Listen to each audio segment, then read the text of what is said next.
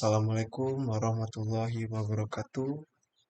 Perkenalkan nama saya Dani Noval Aziz dari Manajemen Informatika kelas 2B, kelas 3B. Di sini saya akan menjelaskan tugas dari Pak Andi tentang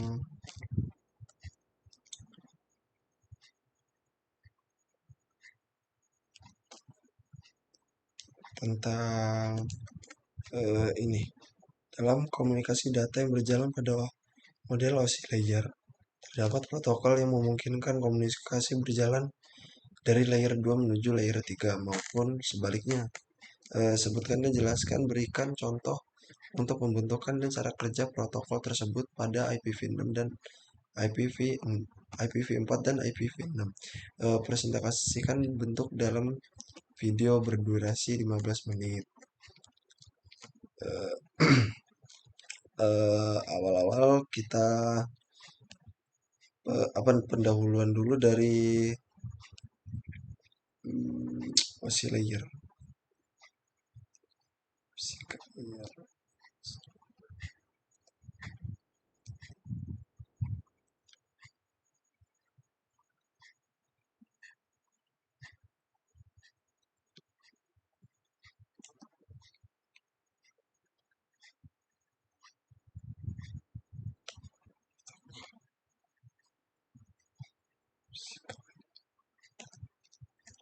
Berarti langsung ke ini aja.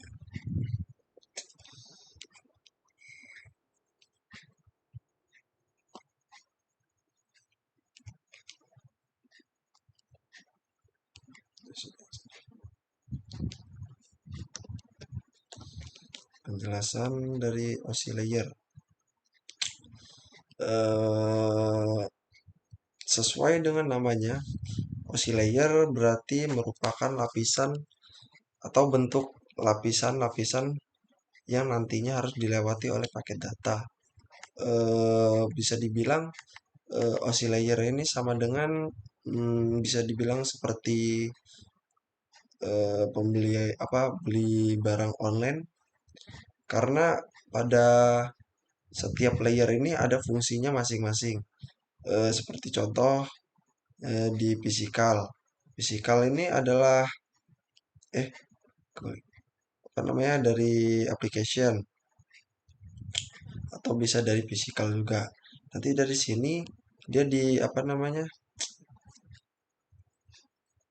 diubah bentuknya atau eh, disederhanakan dengan layer-layer, yaitu ada physical layer, data link layer, network layer, transport layer, session layer, lalu ada presentation layer dan application layer.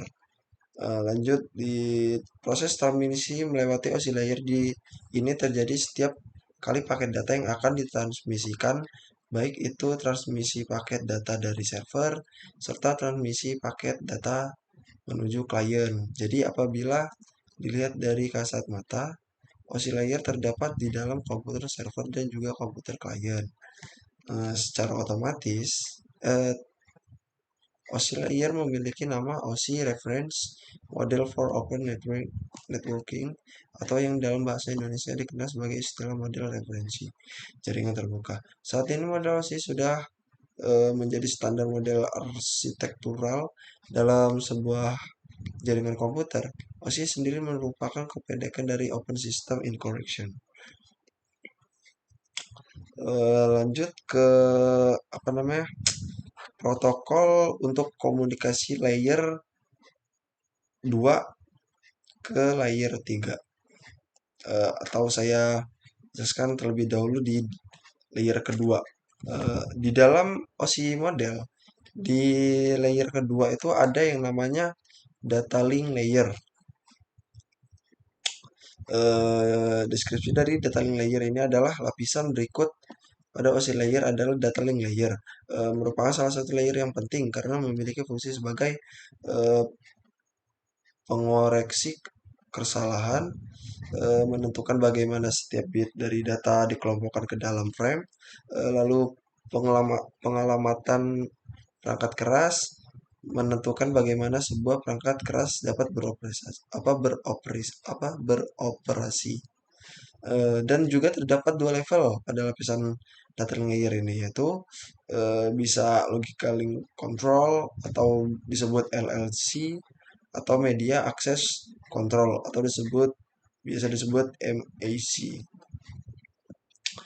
Lanjut pada data link layer ketiga, lapisan lapisan network layer ini fungsi utamanya adalah untuk membantu mendefinisikan alamat IP atau internet protokol sehingga tiap komputer dapat terhubung dengan satu jaringan. Selain itu, fungsi lain dari network layer adalah membuat header pada paket-paket data. Header ini bisa disebut atau seperti judul tapi pada paket-paket data, dan melakukan proses routing. Fungsi dari beberapa hardware jaringan seperti router dan juga fungsi hub berjalan pada layer ini dengan cara melakukan pembacaan paket data dan juga melakukan proses routing. Lalu selanjutnya pada kasus selanjutnya itu ditanya sini, jelaskan, berikan contoh cara kerja protokol tersebut pada IPv6 dan IPv4 dan IPv6. Pada IPv4 saya di sini menggunakan contoh yaitu ARP pada IPv4. Fungsi ARP ini, jika alamat IPv4 tujuan paket berada di jaringan lokal, perangkat tersebut akan mencari tabel ARP untuk alamat IPv4 tujuan. Namun jika alamat tersebut tidak berada di jaringan yang sama, maka perangkat akan mencari tabel ARP untuk alamat IPv4 tersebut dari gateway tersebut default pada router.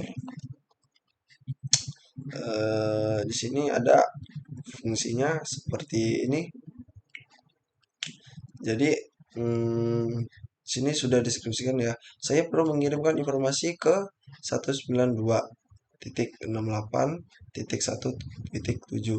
Berarti yang artinya yang apa namanya dengan IP 192.168.1.5 ini akan mengirim ke sini. Bagaimana? Nah, dari proses pengiriman ini adalah proses terjadinya oscillator, yaitu dari tahapan hingga nanti dari pengirim akan sampai ke penerima. Di sini dideskripsikan yaitu memetakan alamat IPv4 ke dalam alamat MAC, lalu membentuk tabel pemesanan alamat IPv4 ke MAC. Lalu di sini fungsi ARP-nya untuk dikirim ke layer data link, lalu dienkapsulasi ke dalam frame Ethernet perangkat dan akan menggunakan label ARP untuk dalam memorinya untuk menemukan alamat MAC untuk dipetakan ke dalam IPv6 dalam tabel ini. Disimpan menggunakan RAM dan disebut ARP atau cache ARP. Lanjut. Nah, di sini jika kita di komen cmd melakukan interface bukan interface komen ARP min a, maka di sini muncul the interface 192 sekian, di sini ada tabel internet address, physical address, lalu di sini ada type.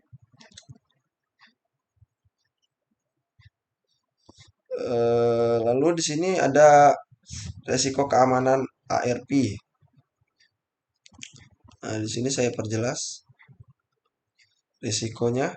Semua perangkat dinyalakan pada saat bersamaan. Kenapa? Resiko keamanan ARP ini lumayan juga Karena apa? Perangkat dinyalakan pada saat bersamaan. Jika nanti suatu saat apa terjadi hal yang tidak diinginkan kan semuanya akan kena dampaknya gitu. Lanjut ke NDP pada IPv6. NDP atau biasa juga disebut dengan Network Discovery Protocol adalah protokol yang digunakan oleh node IPv6 untuk mencari node lain, menentukan alamat node lain dari dan mencari router dalam satu lapisan link. Fungsi NDP hampir sama dengan kombinasi fungsi address resolution protocol ICMP router discovery dan ICMP direct pada IPv4. Lalu bagaimana menggunakan neckboard atau NDP ini di IPv6? Nah, di sini sudah ada cara-caranya yaitu dengan awalannya dengan ping. Ping IP-nya IPv6, maka di sini akan reply menampilkan hasil ping tersebut jika perangkat itu connect dengan IPv6 itu. Lalu di sini ada aktifkan NDP, eh, ada dengan net IP ini config all proxy NDP dan seterusnya gitu. Lalu jika sudah konfig apa namanya mengaktifkan NDP-nya, lalu di sini dicek dengan dik 4a ipv6.google.com atau bisa juga dengan ping 6 ipv6.google.com.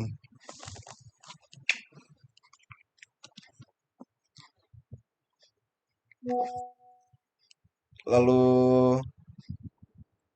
mungkin segitu saja presentasi hasil dari materi tadi atau tugas dari Pak Andi tadi.